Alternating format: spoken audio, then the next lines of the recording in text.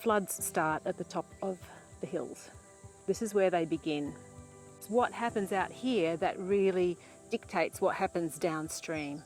So when you lose this amount of soil and all these rocks and everything gets changed and there's no vegetation anymore, it's highly erodible and still eroding, and all of this is ending up somewhere, and it's silting up our creeks and our rivers and ultimately flowing into our oceans. My highest ideal of bush regeneration is to really secure the land at the top of the catchment, and I think that's a big lesson in all of this for our community. So it was the lack of deep-rooted vegetation, it was the amount of water coming through, it was the soil type and the regolith type that was once saturated, just had no structure in it to actually hold, and being so steep, it all just went. We've got a lot of slopes like this. There's recent ones that happened in the last event, but there's others that obviously happened in the past, and they're rocky, difficult slopes. Where they've never been cleared, there's quite nice forest on them. The places where it's happened in the past, before there was all the weeds to take over, has got reasonable forest on it. It's not land that's easy to traverse or anything like that, but at least it's got good forest on it, good habitat and all that. So that's what we're faced with now. Anything new gets immediately settled with weed species rather than decent trees, and then nothing else will get going.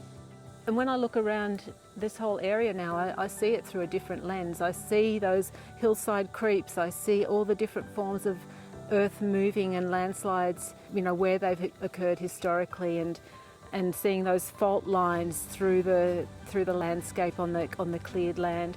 I also, just behind us there's an old tree stump that's got the notches in and one over there.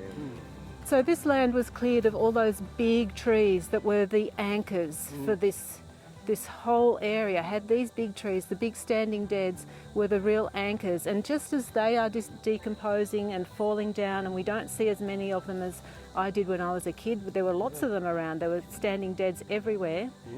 Their root systems have also decomposed, and we no longer have that structure. The other factor to remember with the big trees is that not only were they holding the soil together, they were also pumping massive amounts of water out of there, which is the weight factor. And the weight factor here would have been significant. So that's the other side of the big trees.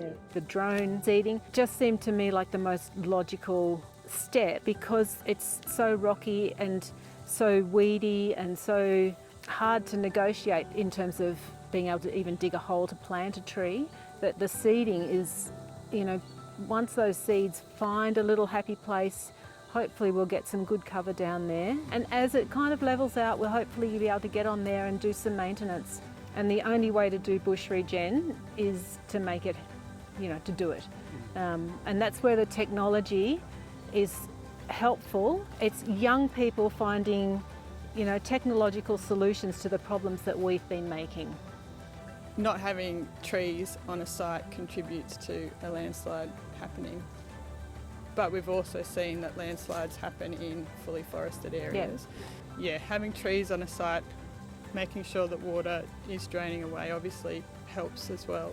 So, you know, for me it's been this real journey of understanding more about what the soil landscapes are like, and understanding what that means in terms of where we build or plant and things like that.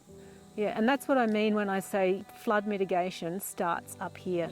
And that's where the farming community, the communities that live, you know, on communities need to really be given the knowledge and the tools with which they can, you know, start to reimagine how to care for their landscapes.